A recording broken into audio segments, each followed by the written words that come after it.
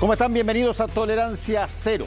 La violencia en la macrozona sur no baja su intensidad y se instala como una preocupación central del gobierno y la ciudadanía.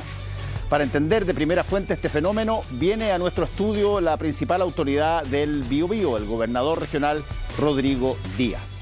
Y la convención cierra en los próximos días su trabajo de casi 11 meses en medio de varias controversias, como por ejemplo la idea de los 2/3 o los plazos de transición constitucional. Mientras, el gobierno despliega una campaña para motivar la participación en el plebiscito y recibe críticas por un supuesto intervencionismo. Todos estos serán temas que vamos a tratar con los convencionales Bárbara Sepúlveda del Partido Comunista y Bernardo Fontaine de Vamos por Chile. Parte ahora Tolerancia Cero.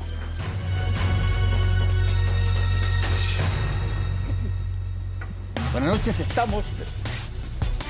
Buenas noches. Paula, Sebastián, Macarena. Muy buenas noches.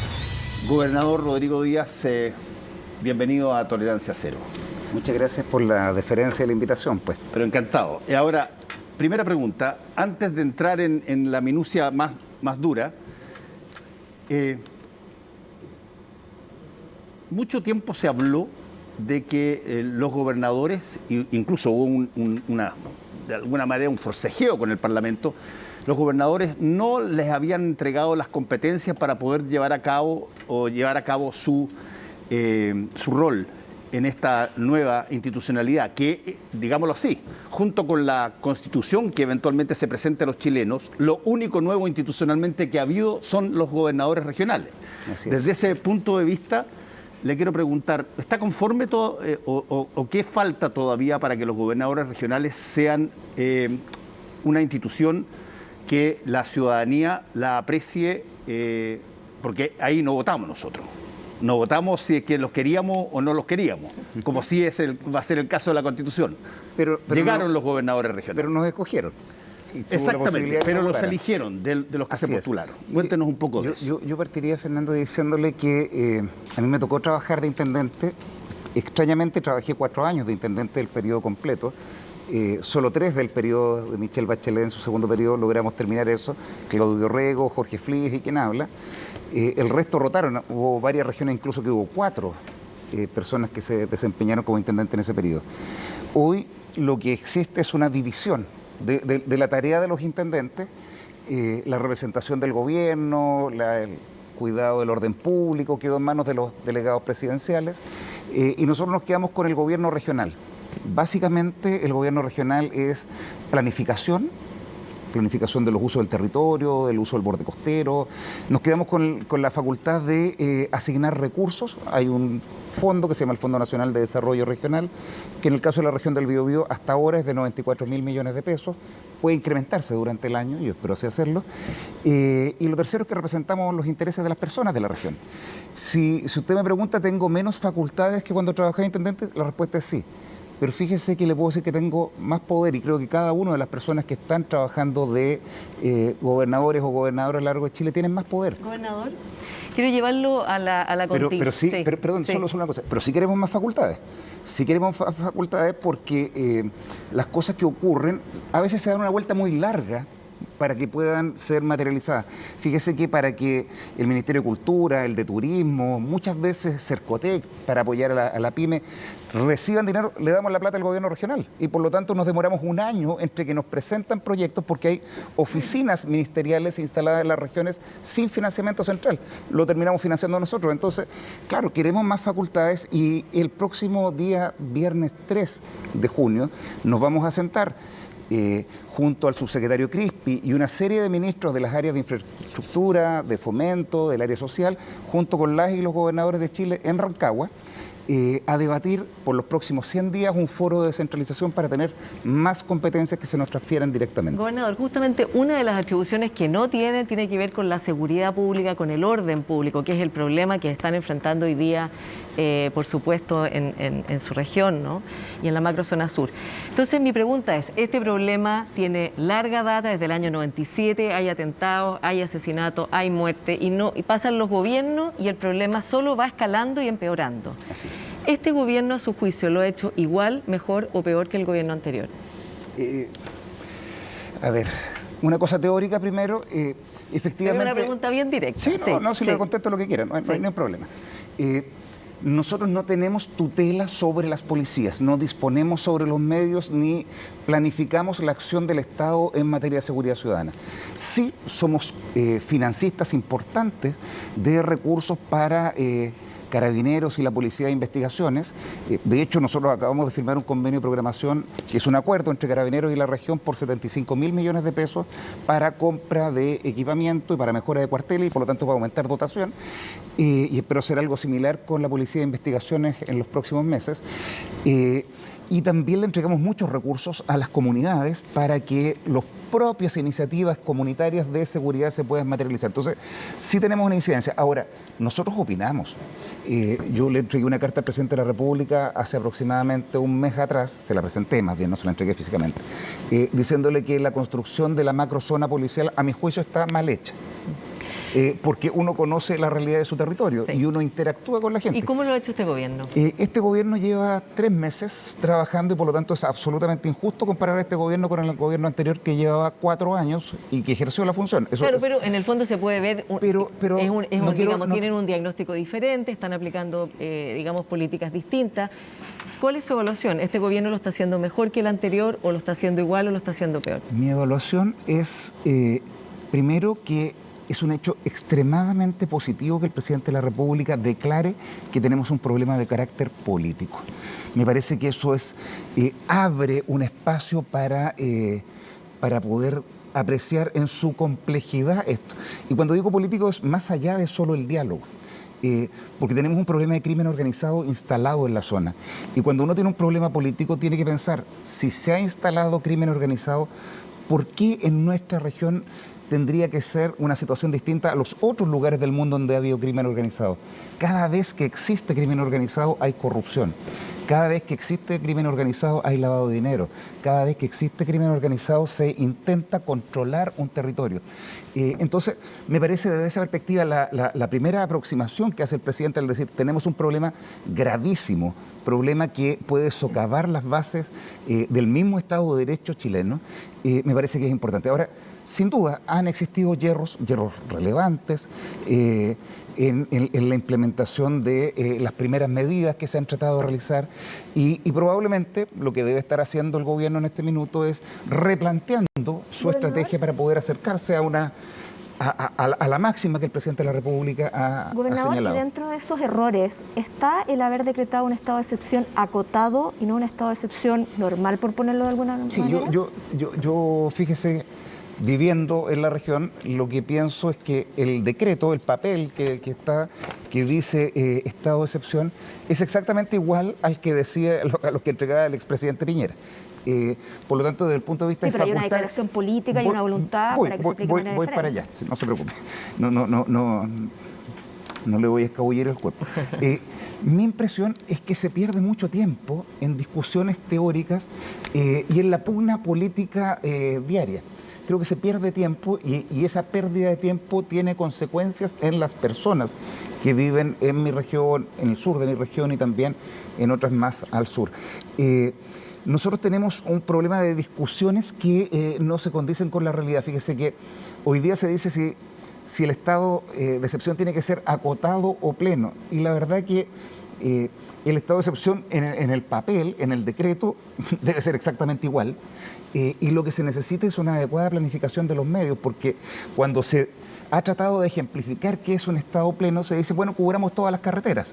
Bueno, entre la región de la Araucanía y la región del Biobío, la suma de todos los kilómetros de carretera que hay, caminos secundarios, primarios, la Ruta 5, bueno, son 22.000 kilómetros. Los carabineros en todo Chile, de Bisbiri hasta la Antártida, son 59.000. Es imposible. Entonces, ¿qué es lo que tiene que hacer uno? Planificar. Y esa planificación nos obliga a salir de la cuña. ¿Por qué no se ha dado? ¿Es por deficiencia de quienes están a cargo del estado de excepción, que son los militares?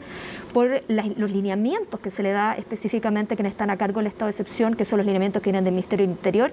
Y ahí le quiero hacer una pregunta. Usted dice, no se han perdido mucho en pugna.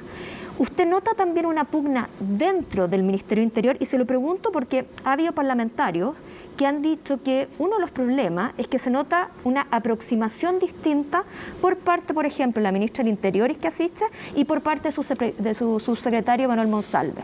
Ellos dicen que ahí también hay un problema no menor, que es que no hay una sola línea dentro del Ministerio del Interior. ¿Usted ha notado eso? Y si lo ha notado, ¿cree que es parte también de la dificultad para implementar una estrategia? Parto diciendo que yo no formo parte del gobierno de Chile. No, pero usted está sentado en la mesa con ellos. Ni el expresidente Piñera, ni el actual presidente Gabriel Boric es jefe de quienes trabajamos de gobernadores regionales. Nuestros jefes son los ciudadanos. Ahora, dicho eso, claramente hay una pugna en la base parlamentaria de apoyo del gobierno, eso es evidente. ¿Y dentro del Ministerio entre las del Interior? Dos, voy para allá, no se preocupe. Es evidente que la base de apoyo del presidente está tensionada en esta materia. Ahora, yo la verdad no he tenido ninguna reunión con la ministra Isquia Siches, para ser muy derecho. Sí he tenido varias con el subsecretario del Interior. Y con el presidente de la República, ¿no? Y una con el presidente de la República. Yo no tengo elementos para decir responsablemente que si es que hay o no problemas en esa relación. Tiendo a entender, de lo que le he escuchado al subsecretario, la última reunión fue esta semana, tras haberme reunido con el presidente, que están actuando con equipos integrados. Entonces, objetivamente, soy un testigo de oídas y no tengo que decirle más sobre la materia. Lo que sí es que a mí, esto lo he conversado con Luciano Rivas también, gobernador de la Araucanía, me parece que nosotros tenemos un problema de marca mayor, un problema que no se soluciona solo en un gobierno, pero que si uno ve lo que ha ido pasando en nuestro territorio en los últimos, yo le diría 18 meses, porque el conflicto tiene casi 30 años, pero en los últimos 18 meses es que hemos pasado en una espiral de violencia que se ha ido radicalizando.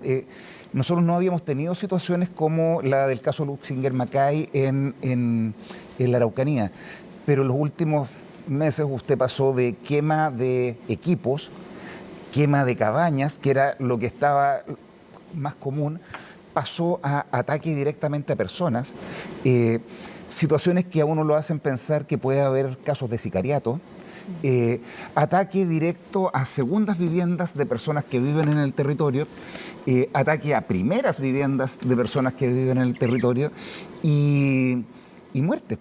Sí, nosotros hemos tenido 6 muertes este año, 7 si incorporamos un carabinero en el caso del territorio. Entonces, Gobernador, pero usted está describiendo una situación, la verdad es que es dramática. Pero por otra parte nos dice que necesitamos una planificación clara, integral. Sí, claro. Déjeme hacerle 2 preguntas. La primera de ellas es, en estos meses del gobierno del presidente Boric, ¿usted ha encontrado que existe un timón claro? ¿Han habido ambigüedades? Déjeme decirle que por lo menos yo veo que hay 2 almas dentro del propio Ministerio del Interior incluso. Algunos que dicen que el estado de excepción tiene que ser acotado, otros que tiene que ser amplio, otros que dicen que hay que querellarse, otros que no hay que querellarse, por ejemplo, con los dichos de Héctor. Algunos hablan de crimen organizado, otros de terrorismo.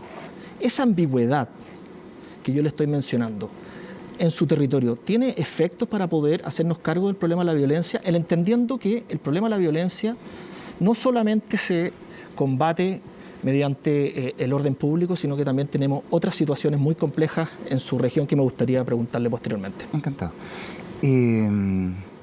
A ver, creo que las expresiones de Héctor Yaitul son constitutivas de delito, están tipificadas en la Ley de Seguridad Interior del Estado. Fue un error ¿Se lo, ¿Se lo dijo el presidente usted? Sí, claro. ¿Y qué le dijo el presidente? Pero las conversaciones con un presidente yo las entiendo reservadas, pero para usted fue un error. Pero a mi juicio, y lo he dicho en distintos momentos, así que no. Segundo, sí existe crimen organizado. Hay una organización criminal que se dedica a robar madera, que maneja del orden de $100 millones en madera robada. Hay camiones que pasan. Usted puede distinguir 2 tipos de camiones en nuestra región. Los que van con madera ilegal, los que van con madera legal. Y se diferencian físicamente. El que va con madera ilegal va sobredimensionado, va sin patente, va con una bandera mapuche. La fiscalización de vialidad en las romanas no se hace. La fiscalización de carabineros, ocasional. ¿Y por la qué fiscalización no se hace, de impuestos internos. Uno dice, si está todo tan claro, o sea, ¿por qué no se puede haber un mínimo consenso para ponerle atajo a esto? Porque va escalando, o sea, va pasando gobierno tras gobierno y, como dice usted, solo va empeorando. Me regala un minuto para terminar de responder a Sebastián. Y yo sí creo que han habido hechos constitutivos de terrorismo. Porque el terrorismo es una acción que busca generar miedo, que busca obtener una visibilidad alta y dejar sectores en control de una mano. Así que también creo que existen esas situaciones. Ahora, perdón, usted me preguntaba por qué no se hace nada. Yo tengo la impresión... O sea, no, si se hacen muchas cosas. Lo que le digo es por qué no se... O sea, ¿qué cree usted que hay que hacer prioritariamente, aparte de planificar preventivamente, como he dicho, pero cuáles son las, no sé, 2 medidas o 3 que no se han tomado, que debieran tomarse para ponerle atajo a esto? Ya que el robo de madera, usted dice, queda claro qué camiones son y otros elementos de ese tipo. Es un gran elemento que financia acciones de carácter violento y que son paralelas a una serie de reivindicaciones muy justificadas de parte tanto del pueblo lafkenche o del pueblo pehuenche. Idioma, reconocimiento constitucional, cultura. A mí me parece que son absolutamente legítimas reivindicaciones y aspiraciones de tierra, me parece que son absolutamente legítimas. Pero usted tiene 2 mundos hoy día y parece que está tomando la mano de control el crimen organizado. Creo que la primera cosa es reconocer que existe crimen organizado. Y me parece que eso es extremadamente importante porque no estamos ante una situación de texto, estamos ante una situación real. Perdón, gobernador, déjeme hacerle una pregunta. Usted mencionó que dentro de, para tipificar los camiones que eventualmente robaban, dijo, andan con banderas mapuche. Algunos sí, okay. O sin patente, o sobredimensionados. Ok, no, me interesa lo de bandera mapuche, porque de repente parece un contrasentido que alguien trate de identificarse con un grupo que, como diciendo, mira, nosotros somos los ladrones de madera en este sentido. ¿Qué tanto la bandera identifica efectivamente a quienes son los perpetradores o la bandera es usada como eventualmente para distraer? Como rompefila. Pues nosotros hemos tenido un problema más allá de los problemas propios de las policías que son relacionados con probidad. Ha habido desde, no sé, 3, 4 años una fuerte sanción discursiva manifestada en redes sociales sobre cualquier acción de control. ¿Hace cuánto?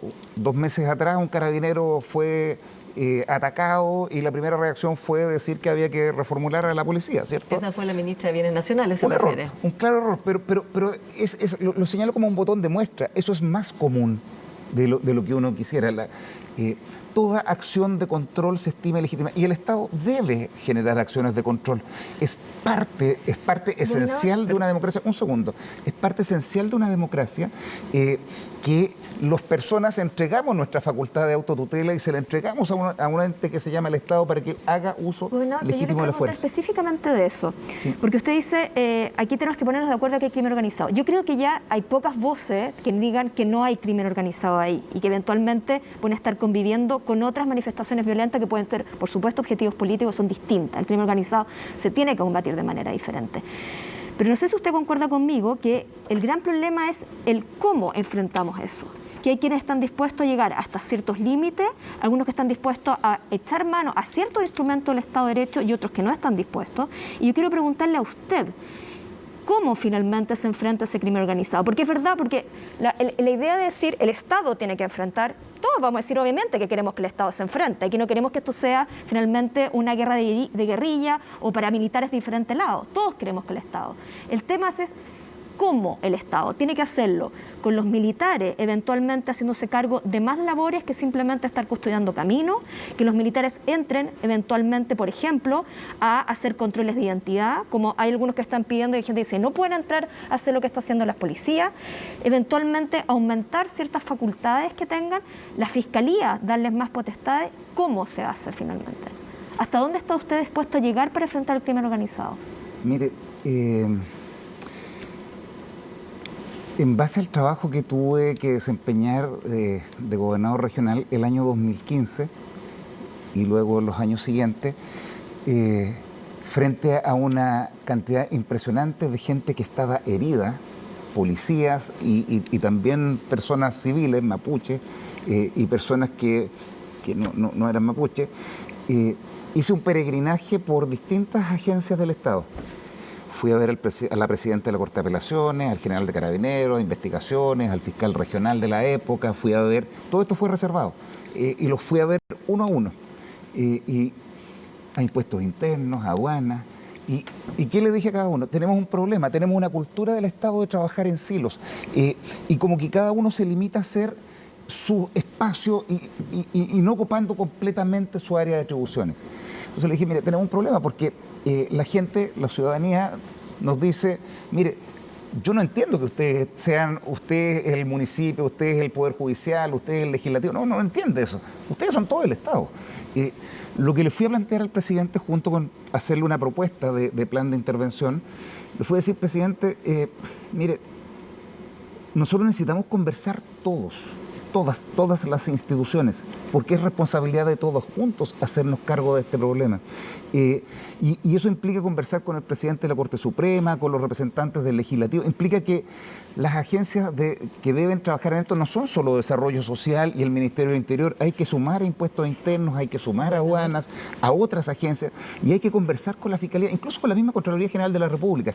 Y no se olvide, presidente, le decía, de la manera más propositiva posible, de Luciano Rivas y del que habla, y probablemente de los alcaldes, porque nosotros vemos con otros ojos. ¿Qué medidas concretas? Porque usted lo que usted dice es, nos tenemos que sentar a conversar.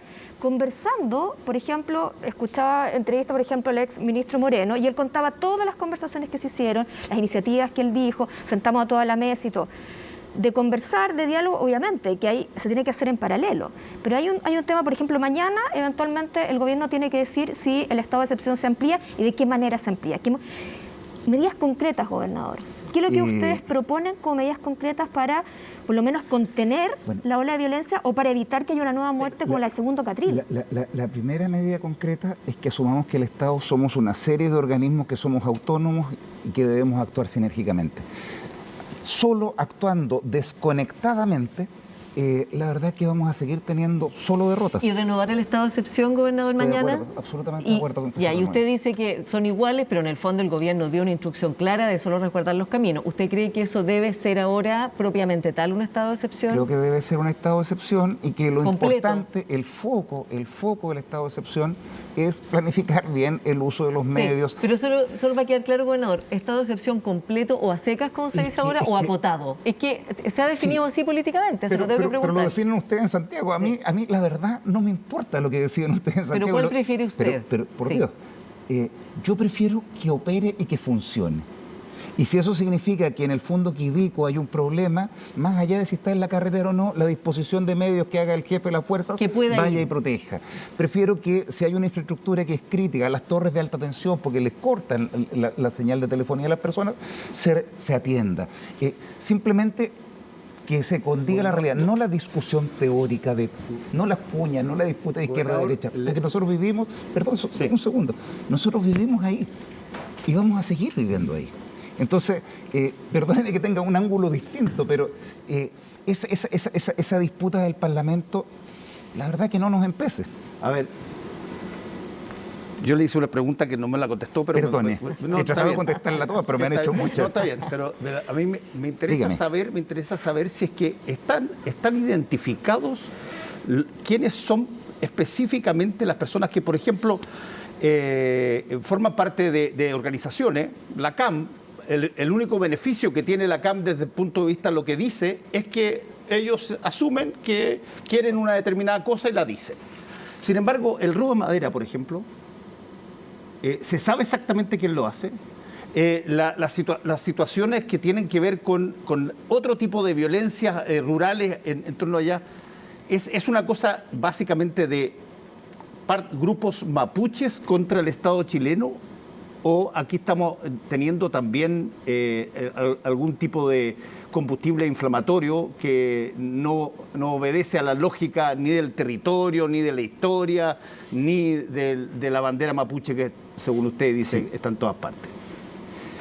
Yo tengo la impresión que tenemos varios problemas desde el punto de vista delictual. Hay abigeato, hay tráfico de drogas. El más potente es el robo de madera, sin duda. Ahora, he conversado hasta el minuto con 153 comunidades. Para que tenga usted una idea, las comunidades que tenemos en nuestra región son algo más de 290. Y yo estoy convencido que el movimiento mapuche genuino, original, tiene muchas reivindicaciones, pero no está por una vía de conflicto radicalizado. Más bien lo que he escuchado es mucho miedo. Mucho miedo. ¿Miedo de ellos? De ser agredidos. O sea, perdón, al grupo que fue atacado en Lumaco, que era un grupo de nuestra región, que iban desde Tirúa Sur hacia el Fundo Choque, que lo habían comprado en el tiempo que me tocó trabajar de intendente, vía Conadi, y no pudieron ir por el camino que los unía, el camino recto, tuvieron que dar esa tremenda vuelta a Lumaco, donde fueron atacados. Es una muestra de que hay problemas de gente que tilda de yanaconas a quienes no se subyugan a los lineamientos de quienes tratan de ejercer control territorial. Ahora, derechamente, yo no creo que eso sea los grupos radicales sean movimiento mapuche puro, genuino. Yo creo que ahí hay un grupo que tiene decisiones, o varios grupos, la verdad, que tienen una inclinación político-comercial también. ¿En qué sentido? Porque creo que son los benefactores directos del robo de madera. Gobernador, pero usted habla Ahora, no tengo la inteligencia. Para que se haga una idea, los gobiernos regionales somos 166 personas. En el caso nuestro, no hay ni un gobierno regional en Chile que tenga más de 200 personas. Y por eso es que creo que tienen que conversar los distintos agentes del Estado. Estoy convencido que no hay posibilidad de salir adelante si no hay sinergia de los actores del Estado. Usted hablaba de actividades comerciales. Usted habla de crimen organizado. Sí, claro. Hablamos de estar controlando las rutas. Le pregunto a usted, ¿no será más fácil seguir la ruta del dinero que estar siguiendo la ruta de los camiones cuando sabemos que hay muchos millones de dólares detrás de este negocio ilegal de la venta de madera robada, narcotráfico? ¿No será mejor hacer ese esfuerzo? Estoy convencido que si se hiciera una fiscalización importante en el peaje de Las Maicas, en la Ruta 5, en el peaje de Horcones, en la Ruta 160, que es la que une la provincia de Concepción con la provincia de Arauco, sería distinta la situación. ¿Pero Impuestos Internos, no hace ese trabajo? Lo hizo mientras a mí me tocó trabajar de intendente. Dejó de hacerlo después del año 2018. ¿Y por qué? No lo sé, no tengo ningún argumento y ninguna razón lógica para saber por qué lo dejaron de hacer. A mí me parece absolutamente irracional que se haya dejado de seguir la ruta del dinero. ¿No? Con tanto dinero arriba de la mesa. Qué conveniente, ¿no? Con tanto dinero arriba de la mesa, el riesgo es de corrupción, claramente. ¿Y usted cree que hay corrupción? ¿Por qué tendríamos que ser distintos a otros países que han tenido crimen organizado instalado? Pero no conteste con una pregunta, gobernador. ¿Usted cree que hay corrupción en la zona? No tengo pruebas. Sí, pero tanto camión que pasa a la vista. Pero le diría que tiene cara de gato, cola de gato y parece que dice miau. Bueno, entonces es un gato. Estamos hablando entonces que hay corrupción por parte del Estado, de gente del Estado que eventualmente está siendo corrompido. ¿Lo conversó con el presidente Boric? ¿O esto que acaba de decir claramente que Impuestos Internos desde 2018 no fiscaliza? No fiscaliza con la unidad especial que tenía para trabajar en la región del Biobío. Sí. No fiscaliza. Y creo que esa no es una decisión del grupo de impuestos internos de la región del Biobío. ¿De quién? No sé. ¿Pero será una decisión política? Yo creo que fue una decisión política en su tiempo. Sí. Ahora, esa decisión política, digámoslo claramente, para que Impuestos Internos deje de hacer algo, la escala de quién puede autorizar eso es tremendamente clara en ese organismo, digamos. O es el ministro de Hacienda o es el presidente de la República. No hay más. Como yo no tengo pruebas de lo que estoy diciendo, lo que sí sugerí en la reunión de hoy día, y porque hoy día sí estoy ejerciendo responsabilidades políticas, fue decirle, presidente, creo que se debe conversar con el presidente de la Corte Suprema, con el Legislativo, y dentro del gobierno se debe incorporar, a lo menos, además de los que están actuando hoy día, a impuestos internos, a aduanas, porque si están ingresando armas, ingresan al país, y también debe considerar la opinión de, a lo menos, el gobernador de la Araucanía y de quien habla, que algo le podemos aportar para la construcción de bien común, porque sabe que mi diferencia, y por eso me resisto a pronunciarme sobre un estado de excepción acotado o no, es que solo con cooperación se solucionan los problemas complejos. Yo me adscribo mucho más como militante de los Objetivos de Desarrollo Sostenible, que en el punto 17 habla de cooperación para logros, para lograr las metas. ¿Y qué gana mi gente? ¿Qué gana la gente del Biobío si le hacemos zancadillas al gobierno del presidente Boric? No gana nada.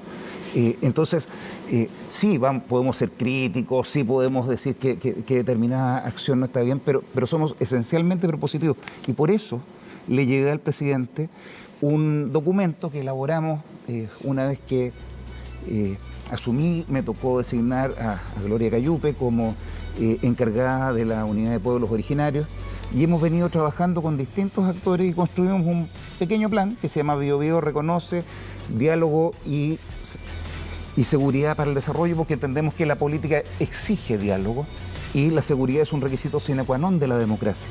¿Y ahí plan quedó en manos de un equipo delegado? No, ese plan lo elaboramos nosotros. No, pero en la oficina del presidente. Se lo entregué, por cierto, y proponemos diálogo intercultural, apoyo a las víctimas, porque tenemos víctimas, apoyo psicológico, apoyo a sus organizaciones para regularizar su demanda, apoyo a las policías, por cierto, recursos del gobierno regional para entregar a quienes están pasándolo súper mal, al comercio, a los de las cabañas, a los operadores turísticos, y también le planteamos al presidente que renováramos el plan de zona de rezago para la provincia de Arauco, que expira este año, y creo haber tenido buena acogida en esta materia.